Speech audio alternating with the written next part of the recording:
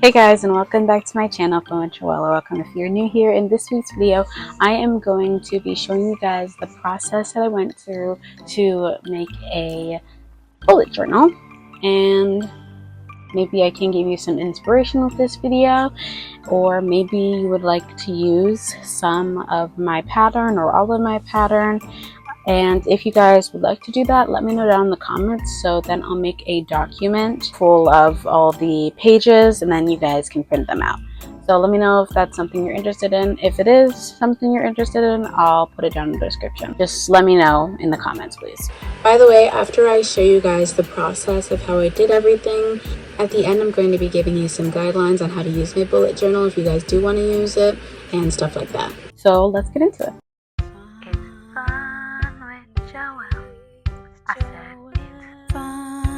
Joelle.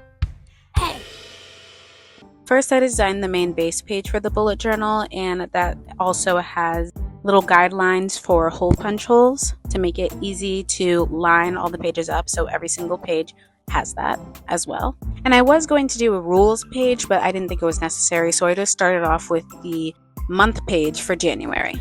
For January's month page, I just did some snowflakes, just because I feel like it snows a lot in January, at least where I live, so I thought that was pretty self-explanatory.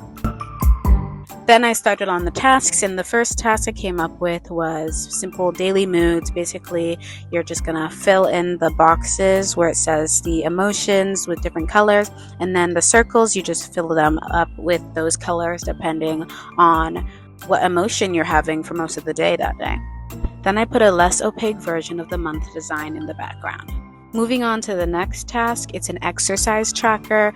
Basically, it's the same idea as the mood tracker, just replacing the emotions with the amount of time you exercise for. Next is a money goal tracker, and you can customize the amount of money that each line counts as, and hopefully you reach the top.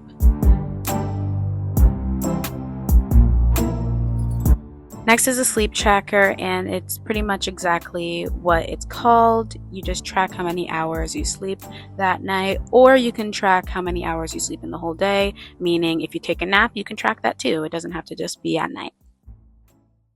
Next is daily tasks, and once again, does exactly what it's called. You just write down your tasks that you do every day.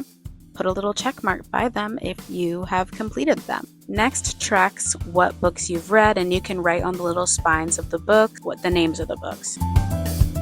Last is journal entries. Write like in a diary, write about your day, do whatever you want. Next is February, and for the month page I came up with hearts for Valentine's Day. I was really trying not to incorporate holidays into the month pages, but I couldn't really think of anything else going on in February, so I ended up just doing hearts for Valentine's Day.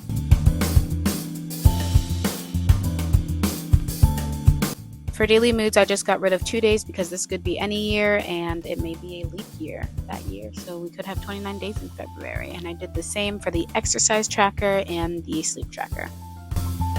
For March's month page, I just did 4 and 3 leaf clovers for St. Patrick's Day. Again, I was really trying not to incorporate holidays into the month pages, but again, I could not think of anything else that is going on in March that would correlate with a drawing.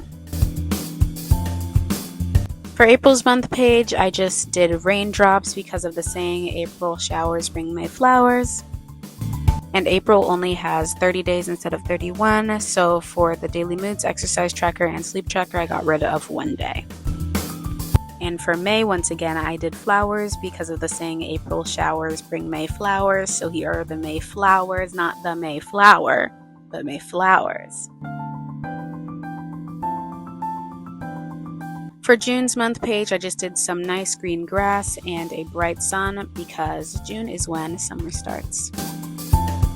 Again, June only has 30 days, so I got rid of 1 day on the daily moods, exercise tracker, and sleep tracker.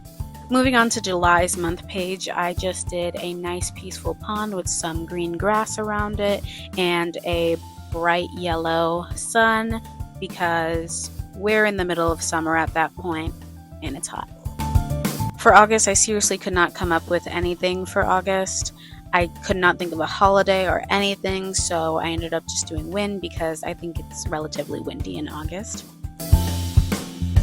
Then for September, it's about to be fall, and there's going to be a bunch of leaves changing colors and falling on the ground. So I did a big leaf pile. I wasn't about to draw a million leaves, but you got that, and a bunch of falling leaves. Again, September only has 30 days, so I got rid of one day on the daily moods, exercise tracker, and sleep tracker. For October, there is no more leaves on the trees, so I did a bare tree with some rocks around it, and it's nighttime, so there's a crescent moon. Then for November, once again, I was really trying not to incorporate holidays into the month pages, but I could not think of anything else that happens in November, so I just ended up doing turkeys for Thanksgiving. November only has 30 days, so I got rid of one day on the daily moods, exercise tracker, and the sleep tracker. For December, I did a nice peaceful scene with snow on the ground and snow falling from a big snow cloud and 2 trees topped with some snow. So here I'm just assembling the bullet journal by tying nice yellow ribbon into the hole punch holes, and here's the final product.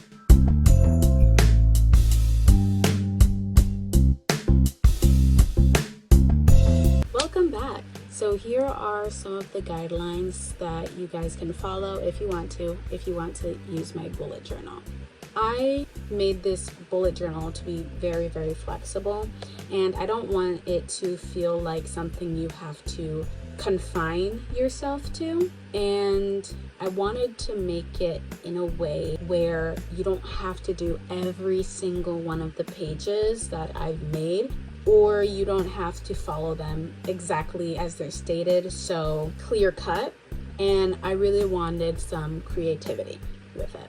So that's my statement. So to start, so on the cover, I made it so that you guys can fill in the year yourself, since you might not want to do it in 2025 or you might not want to do it in 2026. And you'll see also that on the cover pages as well as the cover itself, it's relatively blank. I did that so that you guys have creativity to maybe add stickers or draw something. Whatever. I wanted you guys to have space to be able to do those sorts of things so that it's not, again, so confined to one thing. And if you guys do want me to make that document I mentioned at the beginning of the video to give you guys the pages to print out, I will also be including a blank page with the design of the base page on it. Here it is right here, so you know what I'm talking about. And that can be used as your cover if you guys don't like the cover I have, but I will also be including that in the document. And that's pretty much it with the creativity. And where I really wanted it to be flexible is especially with the tasks. So maybe you guys can add some tasks if you want more than the few tasks I've given. So that would be another reason why I'd include the blank page of the journal in the document for you guys to print out. And again, with the tasks, you guys do not have to use every single one of the tasks that I've created. You could use one of them if really that's the only one you want. And with the books read pages, there's 2 pages, by the way. I know I didn't include that in the design portion, but here's the second page of it. With those pages, as well as the journal entries pages, there are 3 pages of those. I didn't include those in the design portion of the video again, but they just look like this. And I'm only showing you one here, but there's another one that looks exactly like that. And also with the money tracker, as well as the daily tasks, those 4 sections can be super flexible in the sense that I understand there's a lot of books on the book pages, and I don't think it's very much humanly possible to read all of that in 1 month. I purely did that many though for the aesthetics of it, for the design. You guys do not have to read all those books, so don't feel unaccomplished or anything if you don't fill out every single one of those books. You can put it at the beginning of the year. You could put it before the January page to maybe only track how many books you read that year. if you don't read too much or whatever the reason is, you can put the book page at the beginning of the book. So that's the reason why also I did not put page numbers, because if I were to put page numbers, now you would have page, for example, I don't know what page the book pages would be on, maybe like 6 or 7, sorry. But now suddenly you have pages 6 and 7, or just 6 at the beginning of the bullet journal, and that's gonna be weird.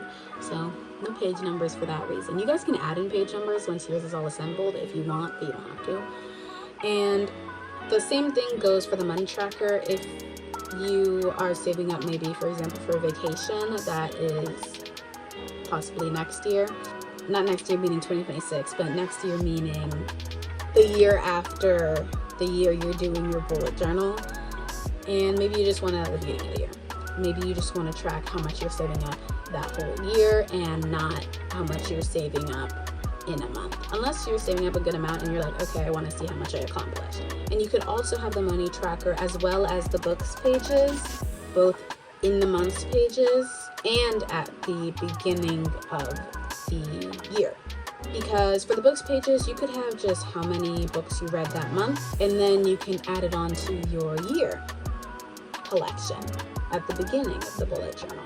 And then you can see which books you read that month, but then you can also see in total what books you read in the whole year. And with the money tracker, you could do the exact same thing. How much money you saved up that month, and then put, after all of it's rounded up or whatever, how much you saved in the whole year. Again, with the journal entries, you don't have to put them in the month section. And also, I know I didn't mention this in the decorative section again, but there is a journal entry section at the end that is just the end of year journal entry, basically. So it could just culminate your entire year, your feelings on the year, what happened that year, whatever it is, you could do that, but you don't have to. And also there is, again, I didn't mention this in the decorative section, but there is a beginning of the year journal entry section. And again, you don't have to do that, but the concept for the beginning of the year section, for me, what I made it for is basically like, what are your expectations for that year? Or how do you think the year before you started the journal is going to be different?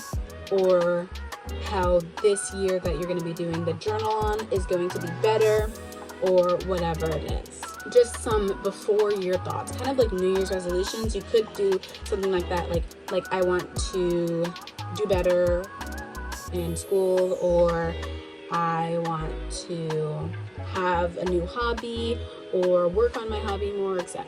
And lastly, with the daily tasks, you do not have to do them every single month. You could put it at the beginning of the year. I feel like a lot changes in a year, and I feel like daily tasks would change. That's why I did them in the month section, but you do not have to do that. You could just have it at the beginning of the year. But you could have it every other month, or every 3 months, every 4 months, whatever it is. You don't have to have it every single month, or you could just not have it at all. And I only gave 6 sections because I feel like that's a good amount of sections about things that you're going to do every single day for the month, because I feel like there's not that much you could really do. But also, you don't have to do it every single day. I know I just said every single day, but you don't have to do it that way. You could write, that's why it's lines, and you have some space to write. You could write on the lines, go out for dinner every Saturday, or go grocery shopping every Sunday. It does not have to be exactly every single day. You write it in, you decide what it's for. And again, when I said you could do it every other month, you could do that for any other one of the 4 sections that I just mentioned: the journal entries, the money tracker, the daily tasks, and the books read section. You could put those every other month, or every 3 months, or every 4 months, whatever you want. You could do whatever that is that you want to do with it. You do not have to do it every single month. And also, you don't have to include every single page of those sections. For example, the books read page has 2 pages. You don't have to include 2 pages. You could just do 1. And the journal entry has 3 pages. You don't have to print out or use those 3 pages. You could just use 1 or 2, depending on how much you need, depending on how much you know you're going to write. Or you can do more than that, because also you could write a lot. And that's pretty much all my guidelines. Just be super creative with it. And I hope you guys do your best trying to keep track with it every single day for the daily moods and the exercise. Also, if you don't exercise, you don't need to include that. And I hope you guys enjoy it. I hope you also enjoyed this video. Again, let me know if you guys want me to make a document of it so that you guys can use it. And please don't forget to like, comment, share, and subscribe. Follow me on Instagram, TikTok, and Snapchat, and I hope to see you guys in that one. Bye.